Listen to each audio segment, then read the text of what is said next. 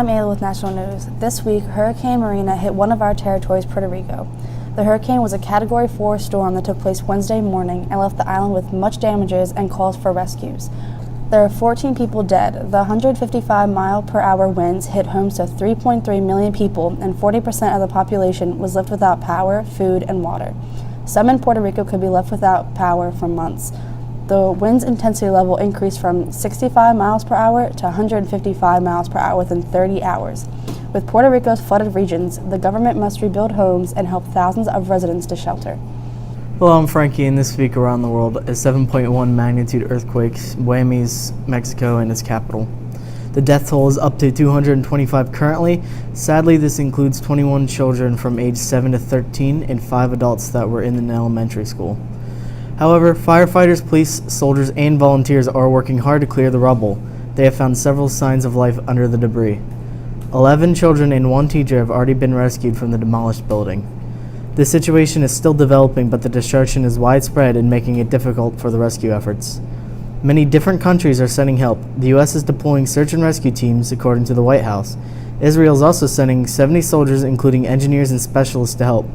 Chile and El Salvador have also pledged aid to Mexico. Now to Brooke with local.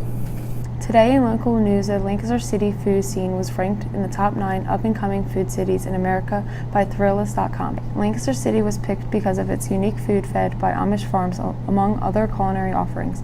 It also was picked because of its strong independent coffee shop scenes. Some of the recommended restaurants include Prince Street Cafe, the Press Room Restaurant, and Aussie and the Fox. Also, some of the other cities that were picked include Scottsdale, Arizona, San Diego, California, and Honolulu, Hawaii. That's all for local news. Now to Austin with politics. Hi, I'm Austin, and this week in politics. President Trump recently spoke at the latest United Nations Assembly. In his speech, President Trump laid out his America First policy, stating that he will always put America first. Later in his speech, he spoke about how countries must work together to confront chaos and turmoil that threatens the world today. He also specifically called out North Korea regarding the recent tensions between U.S. and North Korea. President Trump said, "We will have no choice but to totally destroy North Korea," and even referred to Kim Jong-un as Rocket Man. Now to Kyle with business. Hi, I'm Kyle, and this week in business, Fiat Chrysler has released a massive recall.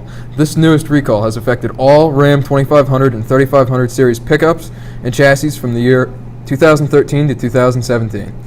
The recall states that a faulty water pump bearing could cause an engine fire.